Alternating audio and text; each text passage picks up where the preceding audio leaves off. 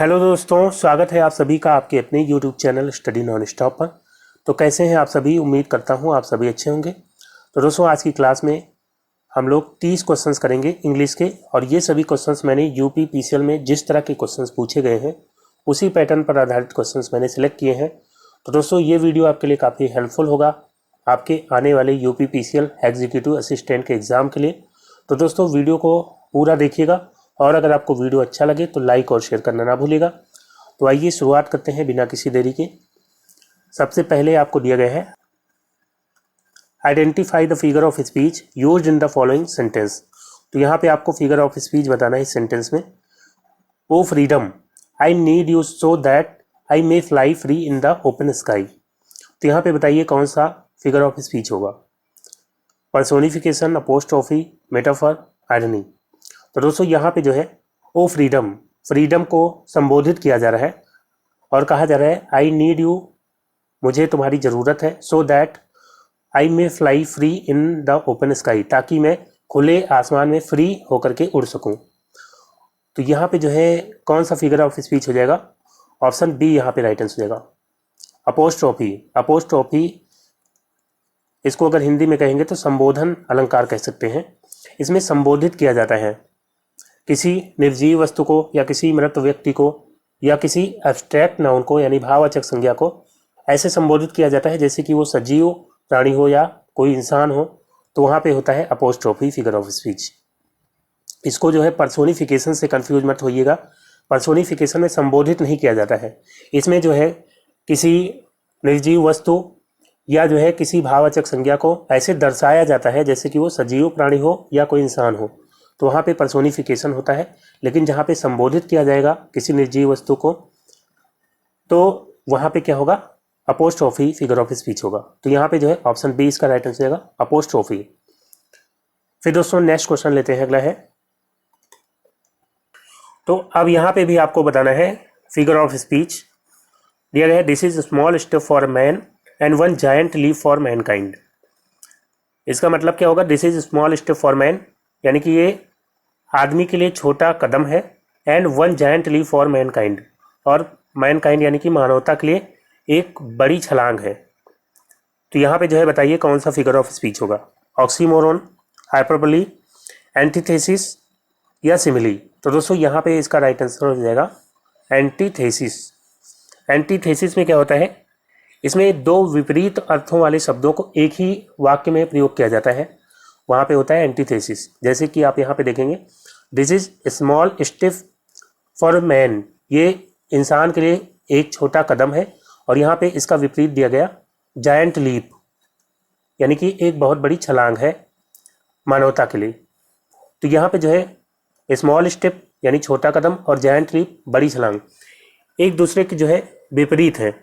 ठीक है, तो यहाँ पे आपको दो फ्रेजेस देख रहे हैं, this is small step for man, और यहाँ पे जो है one giant leap for Mankind.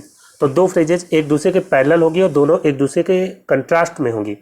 ठीक है, तो वहाँ पे होगा एंटीथेसिस, एक दूसरे के विपरीत जो है दो बातें होंगी, वहाँ पे एंटीथेसिस होगा।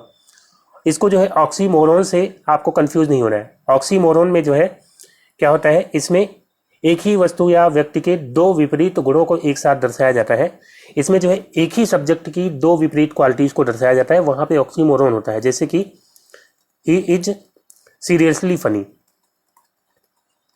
Seriously funny. तो यहाँ पे जो है एक ही इंसान की दो क्वालिटीज को दर्शाया जा रहा है जो कि दोनों विपरीत हैं, सीरियसली और फनी। सीरियस यानी गंभीर और फनी मतलब मजाकिया। तो गंभीर और मजाकिया दोनों एक दूसरे की विपरीत क्वालिटीज है, दोनों को एक साथ दर्शाया जा रहा है। तो यहाँ पे जो है ऑक्सीमोरोन होगा इस सेंटेंस में।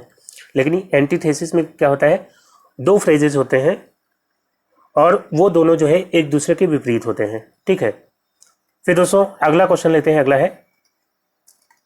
अब दोस्तों यहाँ पे दिए गए हैं, इस surgery is the result of kind cruelty of the surgeons knife. तो दोस्तों यहाँ पे बताइए कौन सा फिगर ऑफ स्पीच होगा? ये surgery is the result of kind cruelty, मतलब एक जो सर्जरी होती है वो परिणाम होती है काइंड क्रुएलिटी, मतलब दयालुतापूर्ण क्रुएलिटी का। क्रुएलिटी मतलब क्या होता है? क्रूरता। दयालुतापूर्ण क्रूरता का ऑफ सर्जन्स नाइफ, सर्जन के नाइफ का। सर्जन के नाइफ की दयालुतापूर्ण क्रूरता का परिणाम होता है सर्जरी, ये यहाँ पे कहा जा रहा है। तो आप यहाँ पे बताइए कौन सा फिगर ऑफ स्पीच होगा। तो दोस्तों यहाँ पे जो है हो जाएगा ऑक्सीमोरोन। ऑक्सीमोरोन मतलब कि विरोधाभास। तो यहाँ पे जो है एक ही सब्जेक्ट की दो विपरीत क्वालिटीज को दर्शाया जा रहा है। मतलब इस surgery is the result, surgery के बारे में बताया जा रहा है कि किसका परिणाम है, काइंड क्रुअल्टी। काइंड मतलब दयालुतापूर्ण, क्रुअल्टी मतलब क्रूरता। तो यहाँ पे काइंड और क्रुअल्टी एक दूसरे के अपोजिट हैं। तो एक ही सब्जेक्ट की दो विपरीत क्वालिटीज को जहाँ पे दर्शाया जाएगा वहाँ पे ऑक्सीमोरोन, जिसको हिंदी में कह सकते हैं विरोधाभास। तो यहाँ पे जो है ऑप्शन ए इसका राइट आंसर हो जाएगा। फिर दोस्तों आप जो है अगला क्वेश्चन लेते हैं। अगला है find out which part of sentence has an error. तो यहाँ पे सेंटेंस के किस पार्ट में एरर बताना है।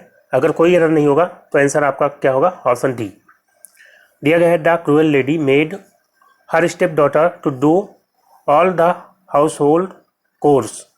तो दोस्तों यहाँ पे जो है किस पार्ट में एरर है।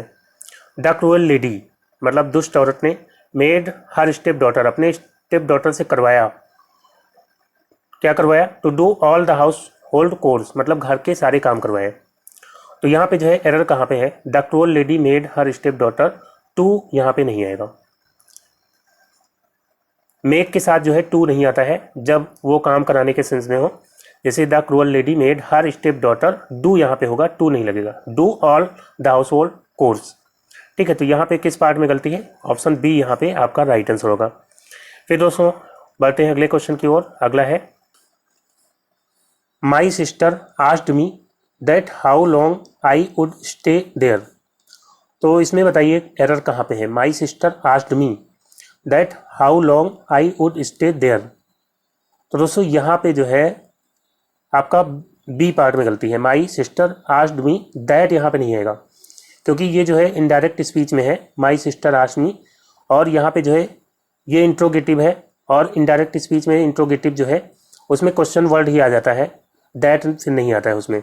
तो my sister asked me how long I would stay there, ये जो है इसका सही सेंटेंस होगा। तो यहाँ पे भी आपके बी पार्ट में गलती है, बी ऑप्शन इसका राइट आंसर हो जाएगा। फिर दोस्तों नेक्स्ट क्वेश्चन लेते हैं। अगला है the teacher as well as the students have gone on an excursion to Ooty during their summer vacation. तो बताइए यहाँ पे किस पार्ट में एरर है। तो दोस्तों यहाँ पे जो है the teacher as well as the students, यहाँ पे हैव नहीं होगा, हैज़ होगा। क्यों हैज़ होगा, तो दोस्तों जब भी दो नाउन जुड़े हुए हों एज वेल एज के साथ, एज वेल एज के साथ, या जो है विथ के साथ, या अलोंग विथ के साथ, अलोंग विथ के साथ, अलोंग विथ के साथ, या जो है बिसाइड्स के साथ, या टुगेदर विथ के साथ, टुगेदर विथ के साथ, या इन एडिशन टू के साथ, इनके साथ जब दो नाउन जुड़े हुए होंगे तो जो वर्ब आएगी वो जो है पहले वाले नाउन के साथ आएगी। जो एज वेल एज के पहले आएगा जो नाउन, उसके अनुसार जो है वर्ब आएगी। ठीक है, तो यहाँ पे जो है द टीचर के अकॉर्डिंग आएगी, ना कि स्टूडेंट्स के अकॉर्डिंग। ठीक है, तो यहाँ पे द टीचर सिंगुलर है तो यहाँ पे हेल्पिंग वर्ब सिंगुलर वाली यूज होगी, हैज़, हैव नहीं यूज होगा। ठीक है, तो the teacher as well as the students has gone on an excursion to Ooty during their summer vacation, यानी कि स्टूडेंट्स के साथ साथ टीचर गए थे कहाँ पे, एन एक्सकर्शन यानी भ्रमण पे, to Ooty, Ooty during their summer vacation, अपने समर वेकेशन के दौरान। तो यहाँ पे जो है किस पार्ट में गलती है, तो यहाँ पे भी आपका बी राइट आंसर हो जाएगा। फिर दोस्तों नेक्स्ट क्वेश्चन लेते हैं। अगला है the US don't want India in security council. यहाँ पे बताइए किस पार्ट में एरर है। तो दोस्तों यहाँ पे द यूएस एक कंट्री का नाम है और उसके लिए यहाँ पे डोंट यूज हुआ है, तो डोंट यूज नहीं होगा क्योंकि ये प्लूरल के साथ डू नॉट आता है। तो यहाँ पे क्या होगा, डजंट होगा। ठीक है, तो यहाँ पे भी आपका बी पार्ट में एरर है, बी जो है इसका राइट आंसर हो जाएगा। फिर दोस्तों नेक्स्ट क्वेश्चन लेते हैं। अगला है तो यहाँ पे भी आपको क्या बताना है, एरर बताना है सेंटेंस में। दिया गया है you can eat as much as you like at the newly lunch bar. तो इसमें बताइए किस पार्ट में एरर है। You can eat as much as you like, इसमें जो है यहाँ तक कोई दिक्कत नहीं है। फिर आगे दिया है eight the newly lunch bar, तो दोस्तों यहाँ पे न्यूली नहीं होगा, यहाँ पे न्यू होगा। क्योंकि न्यूली जो है एडवर्ब है, और एडवर्ब जो है विशेषता बताता है किसी वर्ब की या किसी एडजेक्टिव की। नाउन की विशेषता बताता है एडजेक्टिव। तो यहाँ पे न्यू जो है ये एडजेक्टिव है, और यहाँ लंच बार ये नाउन है। तो नाउन से पहले एडजेक्टिव आएगा, ना कि एडवर्ब आएगा।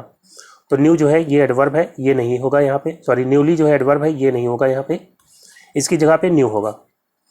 तो you can eat as much as you like, तुम खा सकते हो जितना तुम चाहो, at the new lunch bar, नए लंच बार में। ठीक है, तो यहाँ पे किस पार्ट में एरर है? तो सी यहाँ पे राइट आंसर हो जाएगा। फिर दोस्तों आप बढ़ते हैं अगले क्वेश्चन की ओर। In the following question sentences are given with blanks to be filled in with an appropriate word. तो दोस्तों यहाँ खाली जगह में सही शब्द कौन सा भरा जाएगा, सही वर्ड फिल करना है ऑप्शन में से। दिया गया he was assured by his friends dash every type of help in an emergency. तो यहाँ पे क्या होगा? विथ, अबाउट, बाई या ऑफ। तो दोस्तों यहाँ पे इसका राइट आंसर हो जाएगा option D, of. He was assured, उसे एश्योर किया गया था, बाई हिज फ्रेंड्स, उसके फ्रेंड्स के द्वारा, of every type of help in an emergency, किसी भी तरह की हेल्प के लिए इमरजेंसी में। ठीक है, तो यहाँ पे जो है ऑफ लगेगा। याद रखिएगा एश्योर या जो है श्योर, इसके साथ फिक्स प्रीपोजिशन होती है ऑफ। ठीक है, तो he was assured by his friend, of हो जाएगा यहाँ पे, डी यहाँ पे राइट आंसर हो जाएगा। फिर दोस्तों नेक्स्ट क्वेश्चन लेते हैं, अगला है our monthly expenditure dash by 500 rupees when we decided to buy milk from the milkman. यहाँ पे बताइए क्या फील होगा? Lifted up, grew up, shot up, got up. तो दोस्तों यहाँ पे जो है इसका राइट आंसर हो जाएगा शॉर्ट अप। शॉर्ट अप मतलब क्या होता है? अचानक बढ़ना। ठीक है, शॉर्ट अप मतलब अचानक बढ़ना। ये जो है शूट अप का जो है सेकेंड फॉर्म है। शूट अप मतलब होता है अचानक बढ़ना, उसका सेकेंड फॉर्म है shot up. Our monthly expenditure यानी हमारा जो मासिक खर्च था, शॉर्ट अप यानी अचानक बढ़ गया, बाई 500, 500 रुपये अचानक बढ़ गया, व्हेन वी डिसाइडेड, जब हमने डिसाइड किया, to buy milk from the milkman, दूध वाले से दूध खरीदने का जब डिसाइड किया तब। फिर तो यहाँ पे जो है शॉर्ट अप हो जाएगा। इसके अलावा लिफ्टेड अप, लिफ्ट अप मतलब होता है कि उठाना। ग्रू अप, तो ग्रो अप का जो है ये सेकेंड फॉर्म है। तो ग्रो अप मतलब जो है उम्र या कद में बढ़ना, उम्र या कद में बढ़ना। और गॉट अप मतलब गेट अप का सेकेंड फॉर्म हो जाएगा ये। गेट अप मतलब क्या होता है? सो करके उठना। ठीक है, तो यहाँ पे ऑप्शन सी इसका राइट हो जाएगा शॉर्ट अप। फिर दोस्तों नेक्स्ट क्वेश्चन लेते हैं, अगला है dash the people looked well enough but when looked more closely one saw that their faces were filled with despair. तो दोस्तों यहाँ पे जो है क्या फील होगा? On first sight, at first sight, at first looking, at first observation. तो दोस्तों यहाँ पे इसका राइट आंसर हो जाएगा option B, at first sight मतलब पहली नज़र में। At first sight people looked well enough, पहली नज़र में लोग जो है ठीक ठाक दिखे। But when looked more closely one, लेकिन जब करीब से देखा तो क्या देखा? That their faces were filled with despair, कि उनके जो चेहरे थे वो भरे हुए थे निराशा से। ठीक है, तो यहाँ पे at first sight option B यहाँ पे राइट आंसर हो जाएगा। फिर लेते हैं अगला क्वेश्चन, द वर्क डैश, फिर कॉमा है, ही लेफ्ट हिज ऑफिस। यहाँ पे क्या फिल होगा? On being finished, having been over, having completed, having been completed. तो दोस्तों यहाँ पे इसका राइट आंसर होगा option D, having been completed. The work having been completed यानी कि काम खत्म होने के बाद, ही लेफ्ट हिज ऑफिस, उसने ऑफिस छोड़ दिया। ठीक है, तो यहाँ पे ऑप्शन डी इसका राइट आंसर होगा। ये जो है परफेक्ट पार्टिसिपल है और पैसिव वॉइस में है। पैसिव वॉइस में इसलिए होगा क्योंकि यहाँ पे द वर्क है, तो काम तो ही के द्वारा किया गया होगा, द वर्क के द्वारा तो किया नहीं होगा। द वर्क जो है मतलब काम हुआ होगा, मतलब काम खत्म होने के बाद। ठीक है, तो काम खत्म हुआ है, तो यहाँ पे पैसिव वॉइस में इसलिए होगा having been completed. Active voice में होता तो हैविंग कंप्लीटेड होता। ठीक है, तो यहाँ पे परफेक्ट पार्टिसिपल का पैसिव वॉइस यहाँ पे हैविंग बीन कंप्लीटेड आ जाएगा। डी ऑप्शन यहाँ पे राइट आंसर होगा। फिर दोस्तों नेक्स्ट क्वेश्चन लेते हैं, अगला है he was not a man dash intelligence. यहाँ पे क्या होगा? Absent of, empty of, lacking of, divide of. तो दोस्तों यहाँ पे जो है डिवाइड ऑफ इसका राइट आंसर आएगा। डिवाइड ऑफ का मतलब होता है किसी चीज़ से वंचित होना, वंचित। He was not a man divide of intelligence, यानी कि वो बुद्धि से हीन यानी बुद्धि से वंचित इंसान नहीं है। तो यहाँ पे डिवाइड ऑफ हो जाएगा। लैकिंग ऑफ नहीं हो सकता है क्योंकि लैकिंग के साथ ऑफ नहीं आता है। अगर लैकिंग केवल होता तो लैकिंग भी हो सकता था। ठीक है, तो यहाँ पे इसलिए ऑप्शन डी इसका राइट आंसर है, डिवाइड ऑफ। फिर दोस्तों नेक्स्ट क्वेश्चन लेते हैं, अगला है choose the word which is most nearly similar in meaning to the given word. तो दोस्तों यहाँ पे जो है एडवोकेट वर्ड दिया गया है, इसका नियरली सिमिलर यानी कि सिनोनिम बताना है। एडवोकेट का मतलब क्या होता है? एडवोकेट अगर ये नाउन के रूप में प्रयोग होगा तो इसका मतलब वकील होता है, और वर्ब के रूप में प्रयोग होगा तो इसका मतलब होता है समर्थन करना। तो दोस्तों यहाँ पे जो है इसका सिनोनिम क्या हो जाएगा? डिटरमाइन मतलब क्या होता है? तय करना। प्रेडिक्ट मतलब भविष्यवाणी करना। प्रोनाउंस मतलब उच्चारण करना। सपोर्ट मतलब समर्थन करना। यही इसका राइट आंसर होगा, ऑप्शन डी सपोर्ट। फिर अगला क्वेश्चन है, यहाँ पे भी आपको नियरली सिमिलर बताना है। यहाँ पे जो अंडरलाइन वर्ड है इसका दिया गया, students are asked to collage for an important programme by the principal. यहाँ पे कोलाज का मतलब होता है इकट्ठा होना। Students are asked to collage, students को कहा गया था इकट्ठा होने के लिए, फॉर एन इम्पॉर्टेंट प्रोग्राम, एक इम्पॉर्टेंट प्रोग्राम के लिए, बाय द प्रिंसिपल, प्रिंसिपल के द्वारा। तो दोस्तों यहाँ पे जो है इसका राइट आंसर क्या हो जाएगा? प्रिस्क्राइब मतलब क्या होता है? प्रिस्क्राइब मतलब सलाह देना। असेंबल मतलब होता है इकट्ठा होना। तो ऑप्शन बी यहाँ पे राइट आंसर होगा, असेंबल। डिस्क्राइब मतलब वर्णन करना। नरेट मतलब भी वर्णन करना। तो बी ऑप्शन यहाँ पे बिल्कुल राइट आंसर हो जाएगा। फिर दोस्तों अगला क्वेश्चन है, अब यहाँ पे दिया गया है एब्सर्ड। एब्सर्ड का सिमिलर बताना है। एब्सर्ड का मीनिंग क्या होता है? तो दोस्तों एब्सर्ड का मतलब होता है बेतुका, बेतुका। तो यहाँ पे जो है डिलीगेंट दिया गया है। डिलीगेंट का मतलब क्या होता है? डिलीगेंट का मतलब होता है परिश्रमी, तो ये तो होगा नहीं। रेडिकुलस का मतलब क्या होता है? तो इसका मतलब होता है बेहुदा, बेतुका या हास्यास्पद। हास्यास्पद या बेतुका जो है मीनिंग होता है रेडिकुलस का। तो यही इसका राइट आंसर है, रेडिकुलस। और ब्रिस्क का मीनिंग क्या होता है? तो दोस्तों ब्रिस्क का मीनिंग होता है तेज। कॉम्प्लेक्स मतलब जटिल। तो यहाँ पे जो है बी ऑप्शन इसका बिल्कुल राइट आंसर हो जाएगा, रिडिकुलस। फिर दोस्तों नेक्स्ट क्वेश्चन है, आप दोस्तों यहाँ पे आपको बताना है in the following question choose the word opposite in the meaning to the given word. इसका अपोजिट बताना है किसका? एक्कोलेट का। तो दोस्तों एक्कोलेट का मतलब क्या होता है? प्रशंसा या सम्मान। प्रशंसा या सम्मान। तो यहाँ पे जो है डेकोरेट मतलब क्या होता है? सजावट करना। परमिएट का मतलब क्या होता है? तो दोस्तों परमिएट का मतलब होता है रिसना या टपकना। रिसना या टपकना। ब्लेम का मतलब क्या होता है? ब्लेम का मतलब आरोप या निंदा। तो यही इसका राइट आंसर होगा, ब्लेम। ठीक है, एक्कोलेट मतलब प्रशंसा या सम्मान, ब्लेम का मतलब निंदा। तो दोनों एक दूसरे के अपोजिट हो जाएंगे। रेटिसेंट का मतलब क्या होता है? अल्पभाषी होता है जो बहुत कम बोलता है। ठीक है, तो यहाँ पे सी ऑप्शन बिल्कुल राइट आंसर हो जाएगा। फिर दोस्तों अगला क्वेश्चन है, अब यहाँ पे दिया गया है वेरी। वेरी का मतलब क्या होता है दोस्तों? तो वेरी का मतलब होता है सजग। तो यहाँ पे जो है इसका राइट आंसर क्या हो जाएगा? थ्रिफ्टी का मीनिंग होता है कंजूस, तो ये तो होगा नहीं।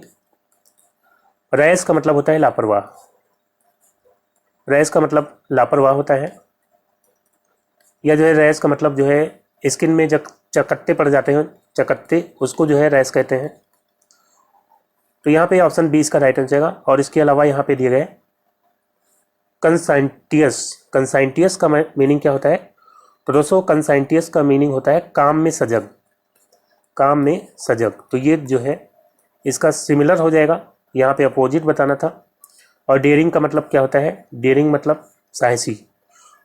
तो बी ऑप्शन इसका राइट आंसर हो जाएगा। फिर दोस्तों लेते हैं अगला क्वेश्चन। अगला क्वेश्चन है, तो दोस्तों अब यहाँ पे पेरिल का आपको अपोजिट बताना है। पेरिल। पेरिल मतलब क्या होता है? पेरिल मतलब होता है खतरा। तो फैटल मतलब क्या होता है? घातक होता है।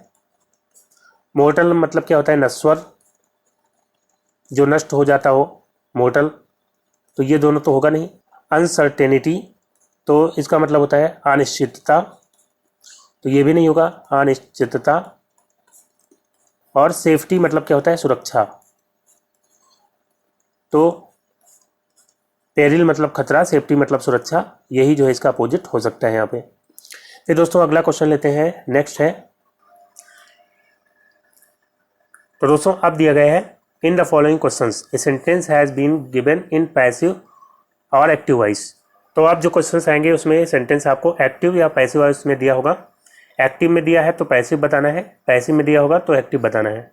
दिया गया है they have spotted me in the crowd. तो दोस्तों यहाँ पे जो है क्या होगा, ये एक्टिव वॉइस में है, इसका पैसिव बताइए। तो दोस्तों ये जो है टेंस सबसे पहले देखना है कौन सा है। दे हैव स्पॉटेड कौन सा टेंस है, प्रेजेंट परफेक्ट। तो प्रेजेंट परफेक्ट का जब पैसिव बनाते हैं तो हैज़ या हैव आएगा, हैज़ या हैव, और बीन होगा, उसके साथ बीन होगा, और वर्ब की थर्ड फॉर्म तो पैसिव में रहती ही है। तो यहाँ पे आप ऑप्शन से एलिमिनेट करते जाइए, इसके अलावा अगर कुछ मिल रहा है तो आई एम स्पॉटेड यहाँ पे दिया गया, हट जाएगा। आई विल हैव बीन, तो ये भी हट जाएगा। आई वुड हैव बीन नहीं होगा, आई हैव बीन यहाँ पे आ गया, तो I have been spotted by them in the crowd. ठीक है, ये यहाँ पे ऑप्शन डी इसका राइट आंसर हो जाएगा। फिर दोस्तों नेक्स्ट क्वेश्चन है,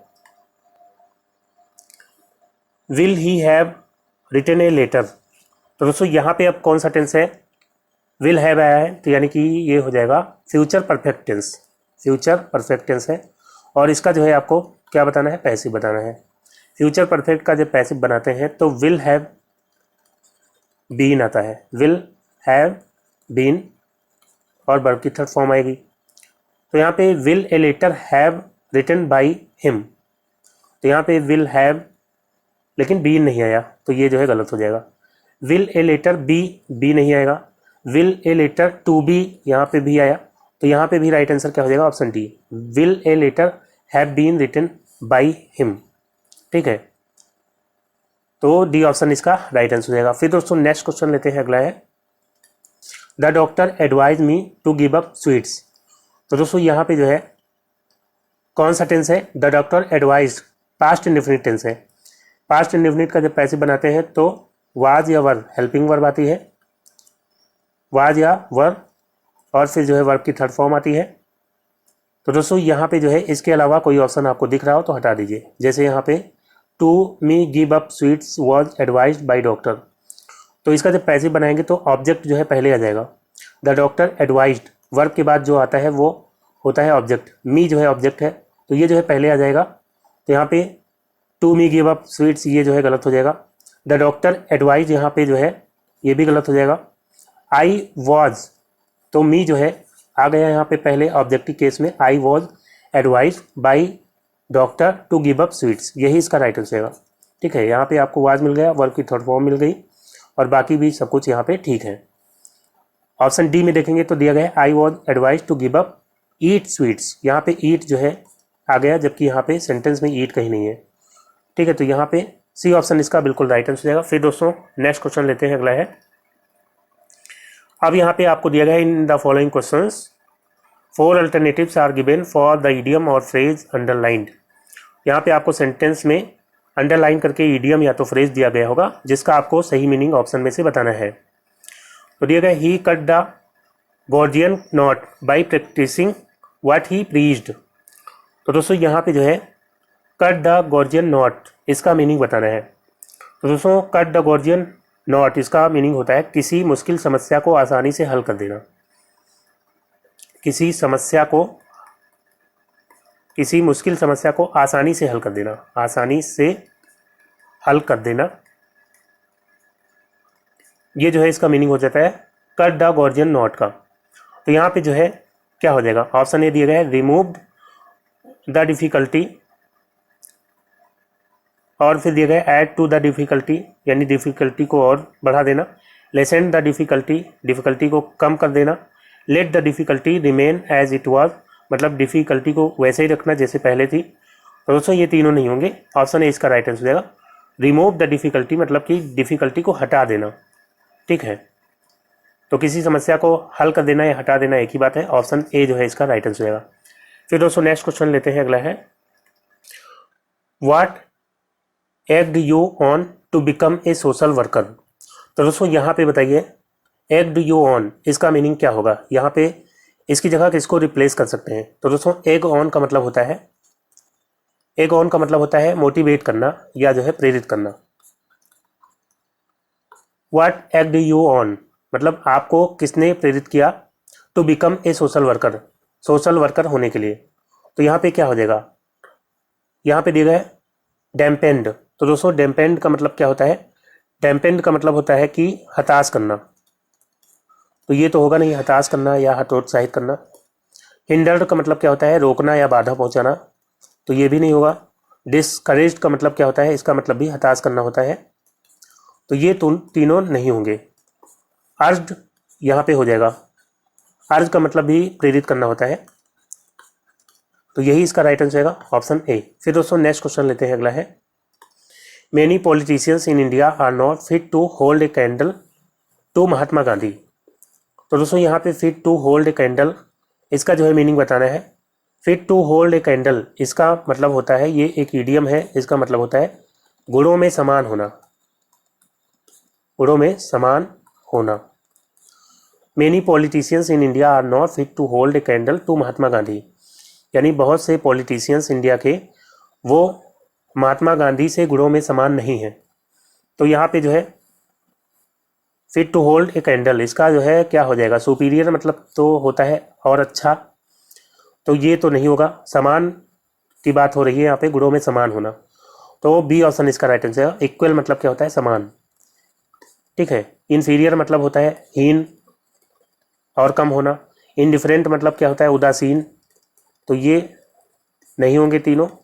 पहला ऑप्शन जो है आपका, सॉरी बी ऑप्शन आपका राइट आंसर है, इक्वल। फिर दोस्तों नेक्स्ट क्वेश्चन लेते हैं, अगला है in the following questions out of the 4 alternatives choose the one which can be substituted for the given words और सेंटेंस। तो दोस्तों अब जो है आपको यहाँ पे वर्ड्स दिए गए होंगे या सेंटेंस दिया गया होगा, उसके लिए एक वर्ड आपको बताना है। वन वर्ड सब्सटीट्यूशन का क्वेश्चन हो जाएगा। तो दिया गया है a political leader appealing to popular desires and prejudices. तो इसका राइट आंसर क्या हो जाएगा, अ पॉलिटिकल लीडर यानी ऐसा नेता, appealing to popular desires and prejudices जो लोगों की भावनाओं को, लोगों के डिजायर्स को भड़काता है, उसके लिए एक वर्ड यहाँ पे बताना है। डिक्टेटर मतलब होता है तानाशाह, तो ये तो होगा नहीं।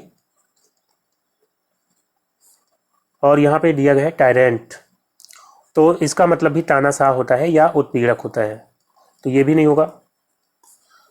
और पॉपुलरिस्ट का मतलब क्या होता है, जो पॉपुलरिटी का भूखा हो, तो ये भी नहीं होगा। डेमोगॉग का मतलब क्या होता है, तो दोस्तों डेमोगॉग का मतलब होता है जो लोगों की भावनाओं को भड़काता है, ऐसा नेता जो लोगों की भावनाओं को भड़काता है। तो यही इसका राइट आंसर होगा, जो लोगों की भावनाओं को भड़काता है उसको क्या कहते हैं, डेमोगॉग। तो यहाँ पे जो है आपका डी ऑप्शन बिल्कुल राइट आंसर हो जाएगा। फिर दोस्तों अगला क्वेश्चन है fear of enclosed in small closed space, यानी कि छोटी और बंद जगह में होने का डर। तो इसके लिए एक वर्ड क्या होगा, क्लोजोफेबिया तो ऐसा कुछ नहीं होता है, क्लस्टरोफेबिया ये भी नहीं होगा, क्लास्ट्रोफोबिया ये जो है इसका राइट आंसर है। क्लास्ट्रोफोबिया किसी बंद या छोटी जगह का जो डर होता है, मतलब उसमें अगर फंस जाए तो उसका जो डर होता है उसको कहते हैं क्लॉस्ट्रोफोबिया। लिफ्टोफोबिया ऐसा कुछ नहीं होता है, ठीक है। तो ऑप्शन सी इसका राइट आंसर है, क्लॉस्ट्रोफोबिया। फिर दोस्तों नेक्स्ट क्वेश्चन लेते हैं, अगला है। तो दोस्तों अब दिया गया है in the following questions sentence has been given in direct और इनडायरेक्ट स्पीच। तो सेंटेंस आपको डायरेक्ट या इनडायरेक्ट स्पीच में दिया होगा। डायरेक्ट होगा तो इनडायरेक्ट बताना है और इनडायरेक्ट के लिए डायरेक्ट बताना है। The traveller said what A beautiful site, यात्री ने कहा कितनी सुंदर साइट है, कितना सुंदर दृश्य है। तो यहाँ पे एक्सक्लामेटरी साइन देख रहे हैं, तो यानी कि ये जो है एक्सक्लामेटरी सेंटेंस हो जाएगा। द ट्रेवलर सेड, तो यहाँ पे जो है अब इसके लिए आ जाएगा द ट्रेवलर एक्सक्लेम्ड, ठीक है। फिर जो है दैट लगेगा, दैट, और फिर यहाँ पे जो है टेंस इसका चेंज हो जाएगा। व्हाट ए ब्यूटीफुल साइट तो हो जाएगा that it was a beautiful sight. B option इसका राइट आंसर होगा। ए में क्या गलती है, the traveller exclaim that it was an यहाँ पे आ गया ब्यूटीफुल साइट, तो इसलिए जो है ये गलत हो जाएगा। The traveller sad that it was beautiful, ये नहीं होगा। द ट्रेवलर रिमार्क्ड, ये भी नहीं होगा। तो बी ऑप्शन यहाँ पे बिल्कुल राइट आंसर हो जाएगा। फिर दोस्तों नेक्स्ट क्वेश्चन लेते हैं, अगला है the principal asked me whether I had inform the chief guest the revise schedule the day before. तो दोस्तों ये क्वेश्चन मैंने कल भी लिया था और उसमें कुछ मिस्टेक हो गई थी, तो इसलिए दोबारा मैंने यहाँ पे लिया है। The principal asked me whether I had inform the chief guest the revise schedule the day before. तो दोस्तों यहाँ पे जो है आप देखें कौन सा टेंस है, हैड इन्फॉर्म्ड, तो यहाँ पे जो है पास्ट परफेक्ट, तो ये जो है इनडायरेक्ट स्पीच है। और इनडायरेक्ट स्पीच में पास्ट परफेक्ट जो है आपका, जब डायरेक्ट स्पीच पास्ट इंडेफिनिट में होती है तब भी उसका इनडायरेक्ट पास्ट परफेक्ट में बनता है, प्रेजेंट परफेक्ट में होती है तब भी पास्ट परफेक्ट में इनडायरेक्ट बनता है, और डायरेक्ट स्पीच अगर पास्ट परफेक्ट में हो तब भी जो है पास्ट परफेक्ट बनता है इनडायरेक्ट स्पीच। ठीक है, तो यहाँ पे जो है आपको देखना क्या है, ऑप्शन में अगर आप देखेंगे पहला जैसे ऑप्शन है the principal said to me did I inform the chief guest the revise schedule the day before. तो यहाँ पे इनडायरेक्ट में डे बिफोर आता है और डायरेक्ट स्पीच में डे बिफोर नहीं आएगा, यस्टरडे आएगा डे बिफोर के लिए, तो ये ऑप्शन हट जाएगा। यहाँ पे डे बिफोर है, ये भी हट जाएगा। अब इन दोनों में यस्टरडे है। तो दोस्तों जब भी आप ध्यान रखिएगा, जब भी कोई ऐसा वर्ड सेंटेंस में आ जाए जो पास्ट टेंस बता रहा हो, सेंटेंस के बारे में ये दर्शा रहा हो कि वो पास्ट टेंस का है, तो वो जो सेंटेंस होता है वो हमेशा पास्ट इंडेफिनिट में होता है। ठीक है, तो यहाँ पे अब यस्टरडे है, तो यानी कि ये जो हैव यहाँ पे दिया गया है, have you inform the chief guest the revise schedule yesterday, तो इसके लिए हैव यहाँ पे नहीं आना चाहिए था। तो ये जो सेंटेंस है ये ग्रामेटिकली रॉन्ग है, तो इसलिए ये आंसर आपका डी ऑप्शन राइट आंसर होगा। The principal said to me did you inform. कल जो है मिस्टेक क्या हुई थी, कल जो है यू की जगह यहाँ पे आई टाइप हो गया था बाय मिस्टेक, और मैंने जो है अपने नोट में ऑप्शन लिख रखा था कि 29 का डी ऑप्शन सही है, तो उसी के अकॉर्डिंग मैंने डी बता दिया था और यहाँ पे जो है सारे ऑप्शन हटवा दिए थे। और ये ध्यान मैंने दिया नहीं था कि यू जो है यहाँ पे टाइप होना चाहिए था, उसकी जगह आई टाइप हो गया है। तो इसलिए कई लोगों ने कहा था कि सी ऑप्शन होना चाहिए। सी ऑप्शन, हाँ यहाँ पे हैव यू प्रेजेंट परफेक्ट है, इसका जब हम इनडायरेक्ट बनाते हैं तो पास्ट परफेक्ट होता है, तो उस हिसाब से तो यहाँ पे जो है ये होना चाहिए था। लेकिन यहाँ पे यस्टरडे जो आ रहा है इसके अनुसार से ये जो सेंटेंस है have you inform the chief guest, have यहाँ पे नहीं आना चाहिए था। ठीक है, यहाँ पे डिड आना चाहिए था। हैव आएगा तो ये जो है ग्रामेटिकली रॉन्ग हो जाएगा, क्योंकि यहाँ पे यस्टरडे जो है ये पास्ट टेंस को दर्शा रहा है। यस्टरडे या लास्ट वीक ऐसा कोई वर्ड दिख जाए आपको सेंटेंस में जो पास्ट टेंस को दर्शा रहा हो, तो वहाँ पे जो है वो सेंटेंस पास्ट इंडेफिनिट में होना चाहिए। ठीक है, तो इसलिए डी ऑप्शन यहाँ पे राइट आंसर हो जाएगा। उम्मीद करता हूँ कॉन्सेप्ट आपको समझ में आ गया होगा। फिर दोस्तों नेक्स्ट क्वेश्चन लेते हैं, अगला है दिया गया है the chief guest said it gives me great pleasure to be here this morning. तो दोस्तों यहाँ पे आप देखेंगे इनडायरेक्ट स्पीच जो है ये प्रेजेंट इंडेफिनिट में है, it gives me great pleaser. तो इसका जब हम बनाएंगे डायरेक्ट स्पीच तो वो जो है पास्ट इंडेफिनिट में होगी। ठीक है, तो यहाँ पे जो है ऑप्शंस में देखेंगे the chief guest sad that, यहाँ 2 बार दैट आ गया तो ये गलत हो जाएगा। The chief guest sad that it gave him. तो दोस्तों यहाँ पे जो है मी जो है फर्स्ट पर्सन होता है और ये चेंज होगा किसके अनुसार, सब्जेक्ट के अनुसार, तो यहाँ पे चीफ गेस्ट के अनुसार चेंज होगा तो हिम हो जाएगा यहाँ पे। तो यहाँ पे गेव हिम यहाँ तक सही है। ग्रेट प्लीजर टू बी और हियर का जो है यहाँ पे देयर बन जाएगा।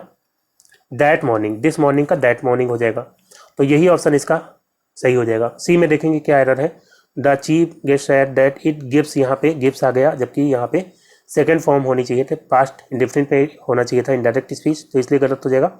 और डी में भी आप देखेंगे इट गिव्स करके दिया है, तो बी ऑप्शन यहाँ पे बिल्कुल राइट आंसर हो जाएगा। तो दोस्तों आज का वीडियो यहीं पे समाप्त करता हूँ। उम्मीद करता हूँ आपको वीडियो पसंद आया होगा। अगर आपको वीडियो अच्छा लगा हो तो लाइक और शेयर जरूर करिएगा, और नए दोस्तों से गुजारिश करूंगा कि चैनल को सब्सक्राइब कर लीजिए, नोटिफिकेशन बेल को ऑन कर लीजिए, ताकि जब भी वीडियो अपलोड हो उसका नोटिफिकेशन आपको सबसे पहले मिल जाए। तो मिलते हैं नेक्स्ट वीडियो में, तब तक के लिए goodbye and take care.